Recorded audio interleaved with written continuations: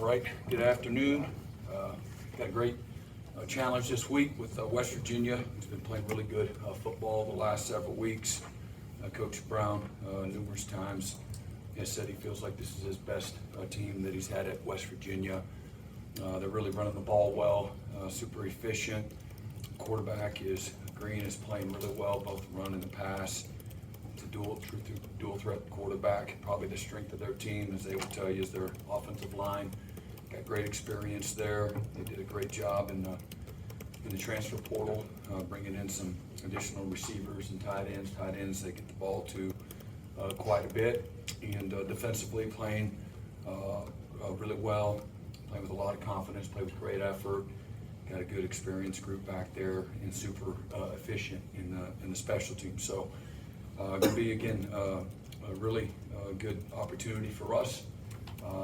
We're going to have to play well, and we're going to have to certainly play complementary football and clean football, taking care of the ball, being able to be efficient, in all three phases. So a couple of tough back-to-back games, obviously, and but our guys have really responded well.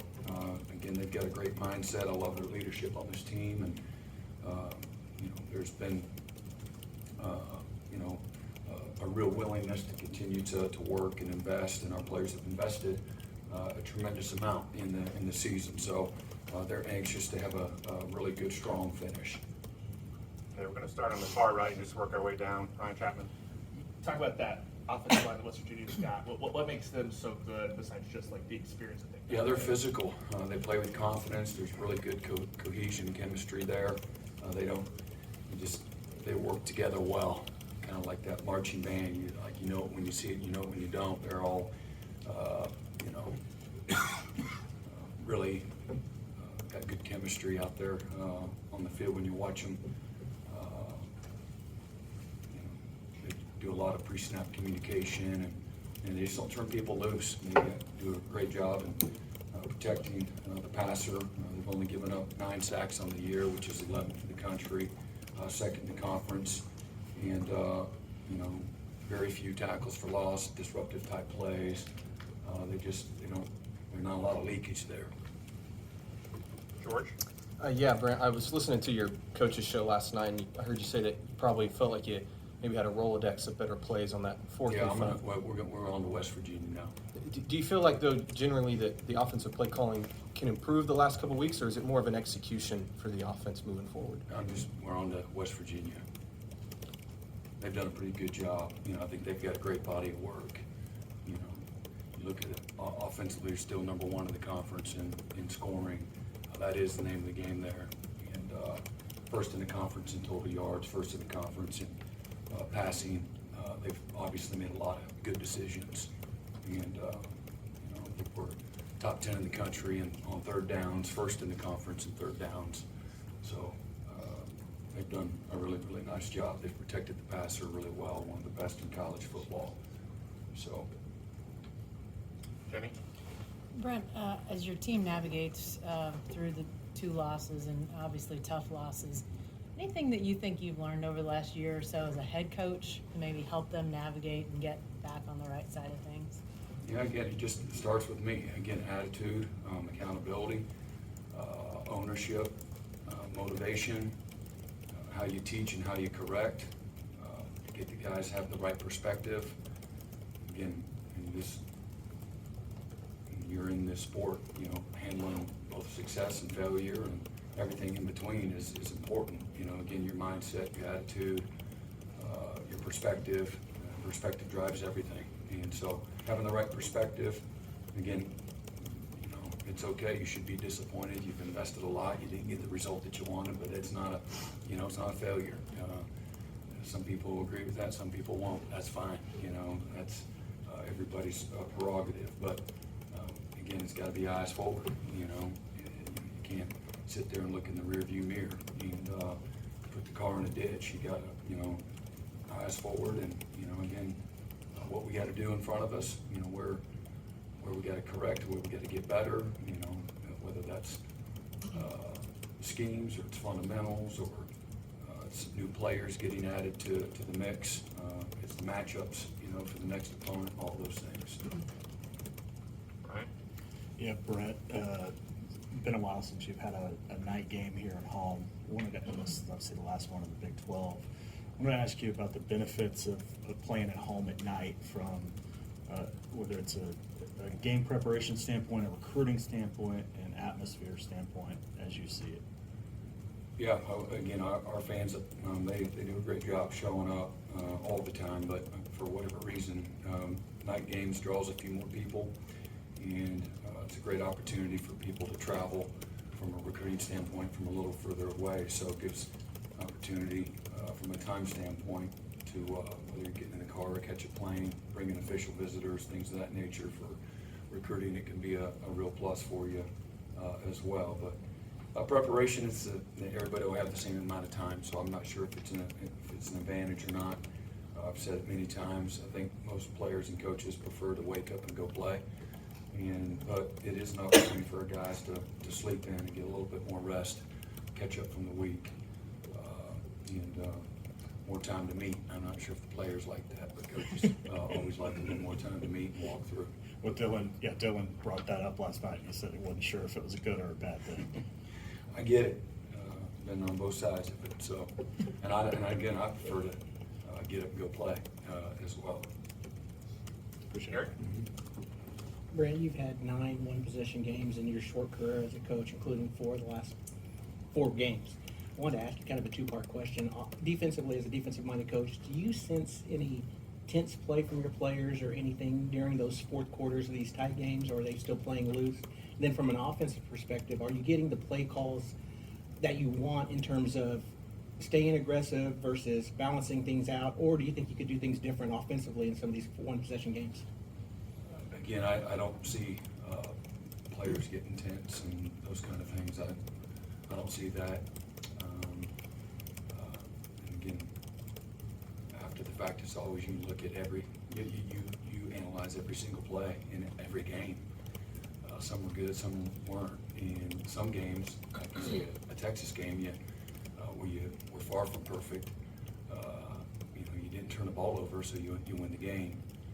Even though you got plenty of plays that you weren't very good at all, and you have bust and bad calls and things of that nature. But you're efficient in a lot of areas, and there's a timeliness to some of the things. You're able to execute a 2-minute. You're able to force a field goal and not score. So give yourself an opportunity to go down and win. You catch it when you're wide open. It makes all the calls look really good. So I'm not going to sit here and debate calls and all that kind of stuff. We take care of that when we meet, but you're always analyzing yourself, always. And the coach is always, even if it worked, you're like, man, this would have been better. So, there's not going to be a game that you ever coach in that you're not going to go back and say, wish we would have done that different or this different and whatnot. So, it's easy to sit on the outside looking in and analyze all that. James? Brent, looks like you got your running game going pretty well going into this game. Talk about that matchup, and why do you think that the running game is going so well now, and that matchup against West Virginia's defense? Well, again, it's turnovers in the run game. Being efficient at running the football that's how you win. In this conference in particular, that's what the stats say, and it's a lot of games. So those are just from a game control standpoint, that helps everybody when you can be efficient. Doesn't mean you're not throwing the ball and things of that nature when you have to, because you need to be able to throw the ball as well. But guys in the last few weeks have done a better job, and we got to consistently be able to do it, and consistently hit the hole, and consistently target people, whether it's interior run game or it's out on the perimeter as well. That's all part of this offense, and being able to target, move people, and cover people up is important. And for a good part of the year, it's been really good. And there's been other times, whether it was last week or any other game, where it's got to be better. But it's going to be a big challenge. It'll be a big part of this week's game. Like I said, they're running the ball really well. Again, very few negative plays in what they do offensively, and again, playing with a lot of confidence. How they target and get north and south, run inside, run outside, the quarterback run game, all the play actions off of it. So, that's why they've won or had a chance to win, They lost a heartbreaker to Houston, passed for 400 yards against Houston, and what looks like it's gonna be the go-ahead touchdown, and then they have a celebration penalty, and mark it off on the kickoff. Next thing you know, it's at midfield, they throw it in the end zone, and, Houston's able to pull it out. Otherwise they're sitting in first place in the conference as well. Lost a really tough game, against Oklahoma State at home a few weeks ago. Again, same thing, goes down to the last few minutes of the game, and Oklahoma State,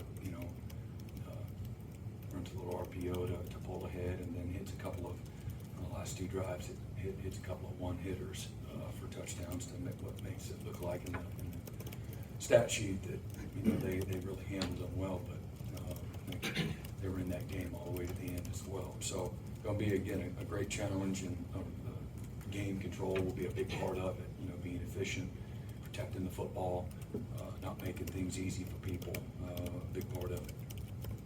Eli?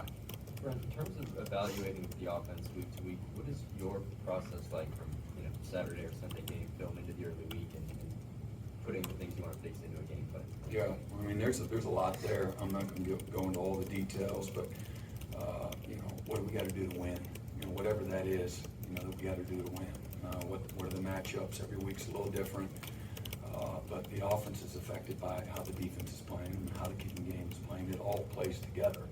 So, it's not just a general X, Y, Z. Get the ball in the playmaker's hands. You gotta be able to run the ball and take shots, and you gotta make plays. And again, if we make, if we do the layups, do the basics the right way, everything flows. Every offense on the planet will, that has good quarterback play will be very cohesive, and it doesn't take but one guy to, where it doesn't look good. And but if we're turning the ball over and pre-snap penalties are an issue, it's going to affect your whole team. And again, turning the ball over isn't just the offense. We've had 2 turnovers on kickoff return after a long kickoff return against Tulsa, and in a wet, sloppy game, this guy kicked the ball to us. So we did a great job through the first part of the season, protecting the ball. We had 5 turnovers, and then the last 2 weeks we've had 6 turnovers. That I think 23-13 are the points off of turnovers, and we've lost 2 games by a total of 8 points. So to me, that's protecting the football. Pre-snap penalties. We've had 6 false starts the last 2 weeks. Can't have that and get into a good rhythm offensively. It's like having a PI or jumping off sides. Every other play can't happen, and it's hard to get into a good rhythm. People are, on defense, if people are running the ball for 6 and 7 yards a pop on 1st and 10, first play of the drive. But our first down efficiency on the year is one of the best in college football, and so when we're not doing things to hurt ourselves on both sides of the ball, we've been really, really good.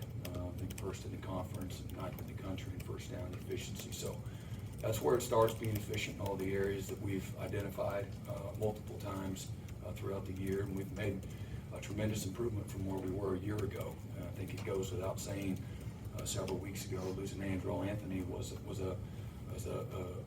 a big loss, and at times we've been able to have some guys come through, but again, we got to play consistently when it comes to doing the basics the right way.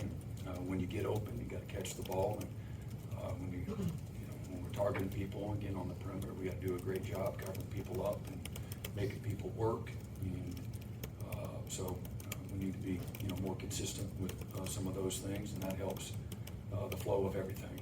And but we've made a lot of improvement. And again, 2 weeks ago we were number 1 in the country in turnover margin, and despite 6 turnovers in the last 2 games, we're still top 10, and that's the biggest indicator between winning and losing. Everything else looks pretty good when you are. Sorry, Bob? Yeah, Brent, you've said before in handling success, you have to handle the boring, the day-to-day.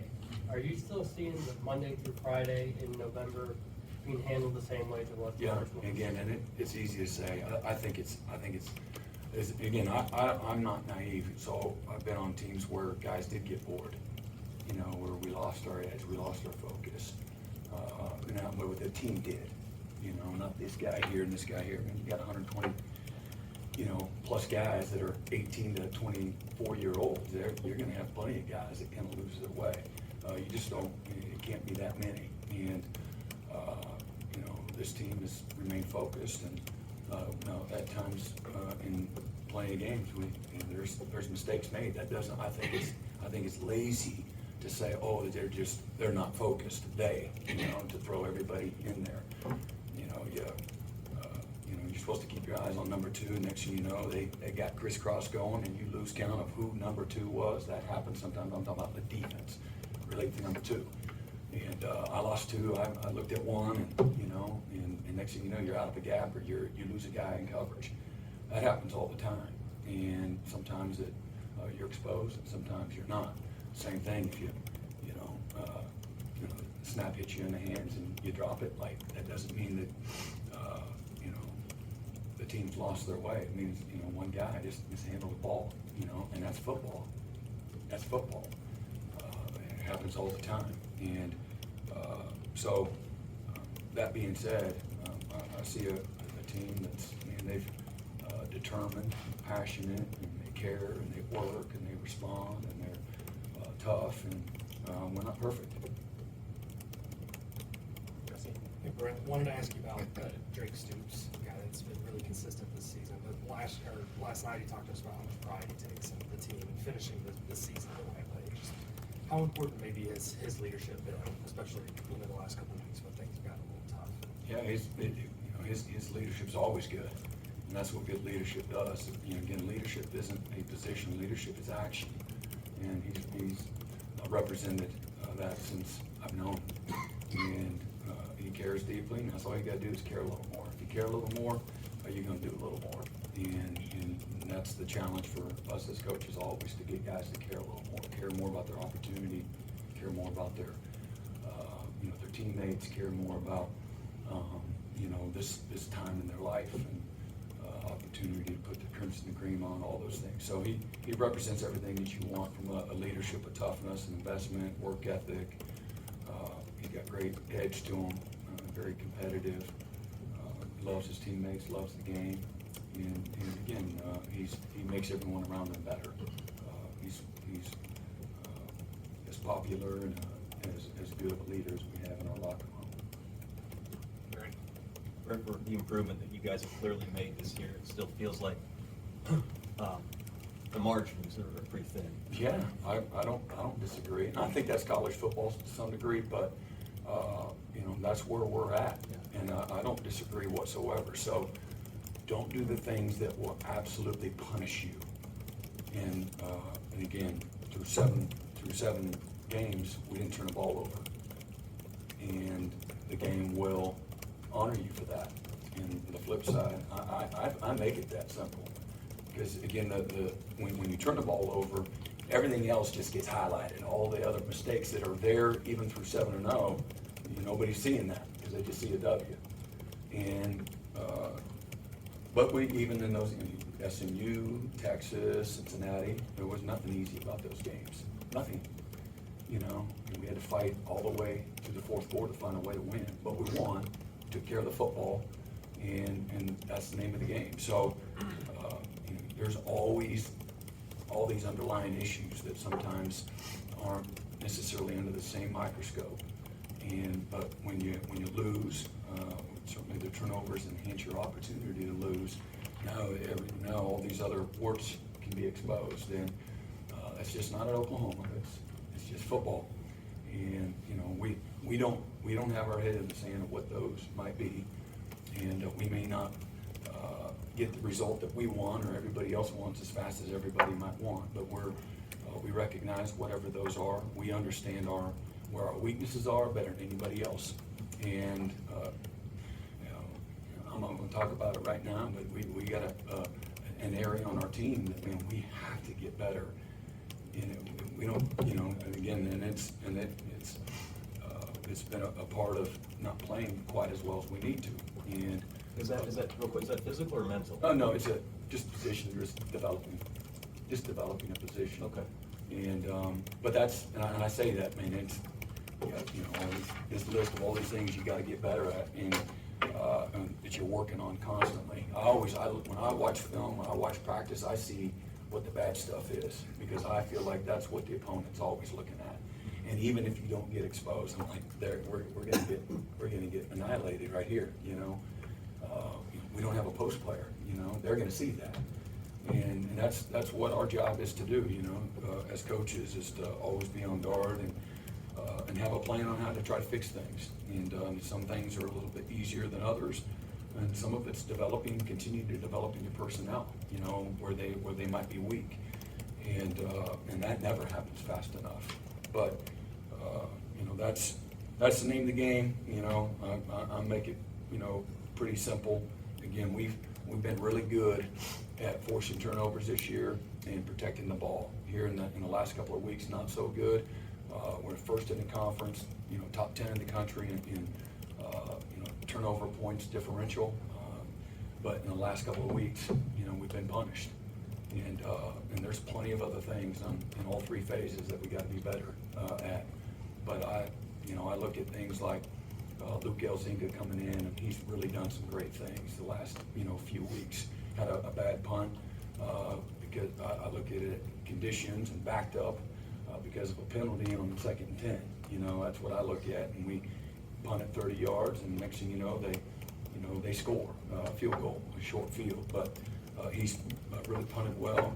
Zach is he's missed 5 field goals this year, which is about on average in college football, about 75%. And you lose a couple of games by a score, everybody wants to point to all of it, and it all matters. But I don't put it on one guy. We shouldn't have been kicking a 51-yarder. Is how I look at it last week. We needed to be more efficient on 2nd down and 3rd down, so that we're not forced to, well, dang, can't go for it on 4th down. Now we need the points. Let's kick. And so that's how I look at it, as well. But he's been 45 out of 45 on his PATs, and he's been excellent in his directional kicking and putting it in the end zone a good amount of time. Our coverage units have been really, really strong all year, and our protection has been good in our field goals. And we had the pump block against Texas, but we've been much better since that time. We blocked a few kicks, and so again, I look at all those different areas, where we can continue to get better, and we need to continue to get better. But I think it's pretty simple when it comes when it's all said and done. Let's control the things. We just have better ball security, and let's do a good job from a pre-snap standpoint. Not getting the pre-snap penalties that puts us behind the chains and gets us out of rhythm. Okay, stay on this side, John Weaver. Yeah, Brent, I know that was a very thorough answer, but I want to follow up on that. How do you fix guys jumping off sides, false starting? How do you fix being more efficient? Yeah, I gotta be locked in the moment. You're Hey, 75% way through the maybe it's season. in the huddle, the guys are, hey man, Can you address it at practice? You're 75% of the way through the season. So can you address that? All starts happen every week for most teams in college football. It's a big deal. And so it's not, well, you're this far, how come it's still happening? On the road, we didn't handle the noise very well, we moved. It's not one guy doing it 50 times, it's, receiver do it, 2 different receivers do it, and then you had an offensive lineman do it. And jumped off sides, or we lined up off sides of the receiver trying to go fast, so slow down so that you can get it right, so. But do you work on that in practice? Like, you don't Yeah, work on absolutely. specifically that, do you? Yeah, no, we absolutely do. Your procedures, how to play, line up the right way, and you have a snap count. The ball's moving on every play in practice. Yeah.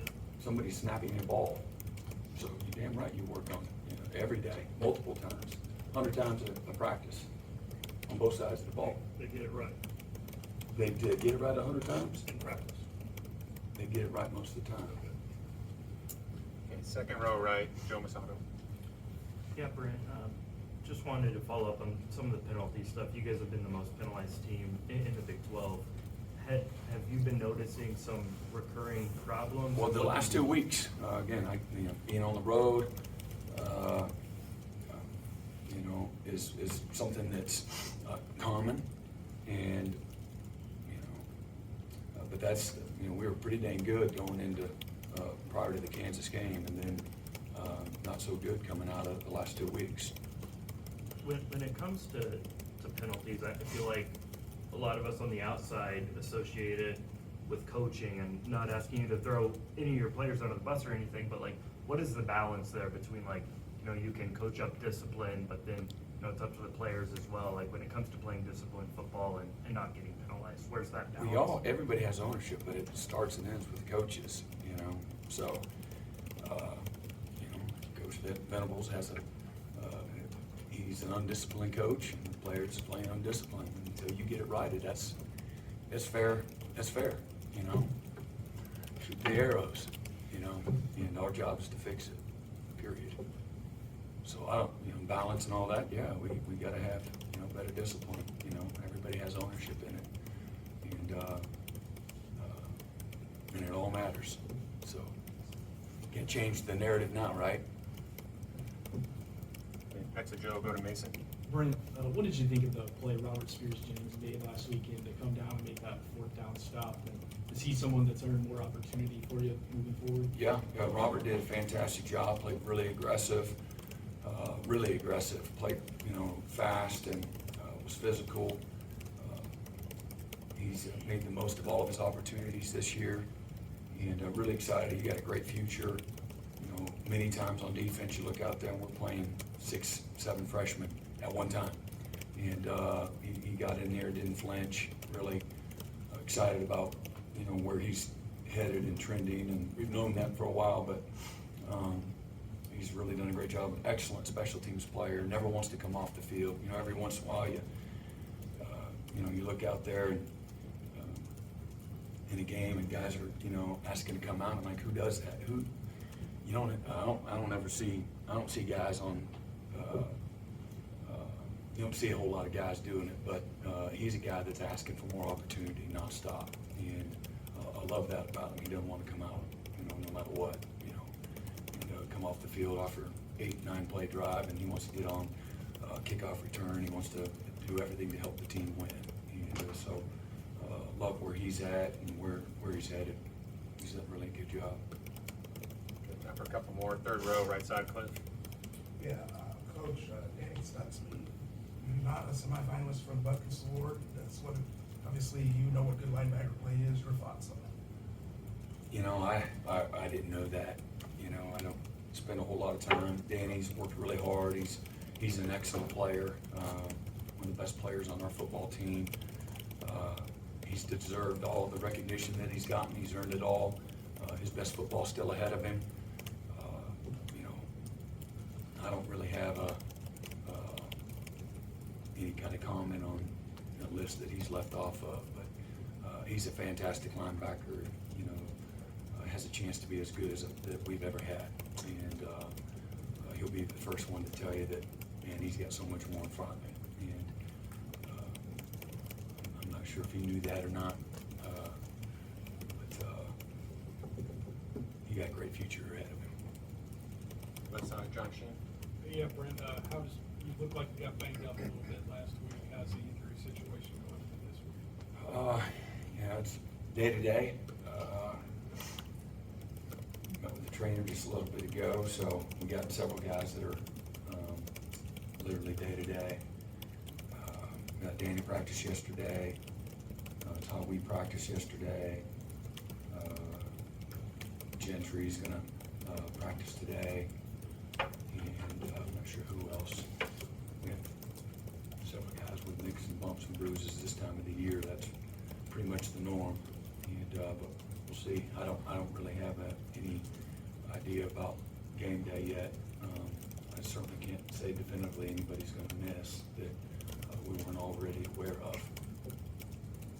Thank you, Coach. Thanks, Brent. All right, you have a good one.